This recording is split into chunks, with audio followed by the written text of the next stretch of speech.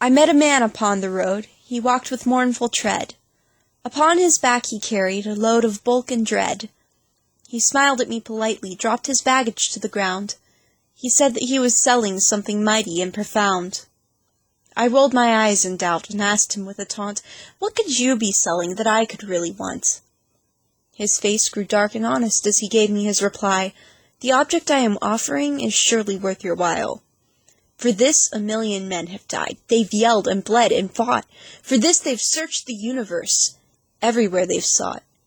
This thing I offer unto you is more valuable than gold. At its hand kings have fallen, and empires forced to fold. Bright eyes cannot see it, but the blind can understand. Sharp ears cannot hear it, yet the deaf follow its command. Scientists say it's nonsense, philosophers claim it isn't there. Religious men ignore it, but it may be found through prayer. I can only stop a moment, so if you want it, tell me now. Its power lasts a lifetime. That much I can vow." He finished his description and waited for my reply. I looked at him with interest, but all I could do was sigh. "You see," I said, "I can't afford this thing it is you're selling. The price is far too high, although your reasons are compelling." I hung my head and walked away. I did not hear him cry, "You'll need this on your journey. Without it you will die." As soon as I had left him, I was filled with deep regret. I pushed along my way, but I still could not forget. Once I turned to look behind, but the man was gone away. I thought of running after him, but I feared it was too late. I tried to shake the feeling, to ignore my rash mistake. I began to laugh hysterically and scoffed at that old flake. If he was selling something good, then why was he so poor? His clothes were so outdated, his body rough and sore. Surely I missed nothing, no buy of great import. He merely wanted money and thought I would be sport. An hour passed into the day.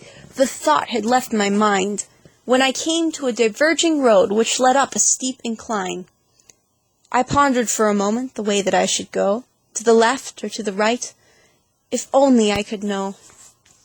I'd heard about these roads, that one led to destruction, the other led to perfect bliss. How I wished I'd had instruction.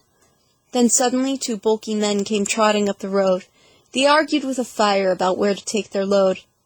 "Pardon me," I asked them, "which path should I follow?" "Right," yelled one in anger. "Left," the other hollered. From their answers it was clear that one of them was lying, but who I did not know. There seemed no point in trying. So I sank dejectedly beside a thorny fern. If only I had known the truth, I would know which way to turn. "Truth," I cried out like a fool. "It all makes perfect sense. The man was selling truth. Oh, why did I cringe at the expense? For now I'd give each earthly prize to have that blessed wisdom. I'd sell all the things I own. On a whim I'd freely give them.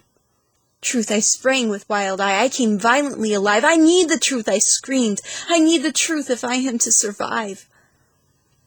I waited in the forest, but still no answer came. The leaves cried out with sympathy as I yelled truth again and again. "I can't have missed my chance," I sobbed. "Now where will I go? From here it's luck or death. I have no way to know." Bitterly I took to running down the flatter road. "I don't need truth," I cried. "I'll do it on my own." I felt more relaxed the more I went along. I saw so clearly, heard so sharply. How could I be wrong? But then the ground grew mushy. It vanished beneath my feet. I was spinning, quickly falling down to the depths beneath. Then a thud, a crash, a clamber. I lay weakly on the dirt. Pangs of fire, bolts of lightning, my structure damaged, hurt. I stared up blindly at the sun, wishing for something to soothe.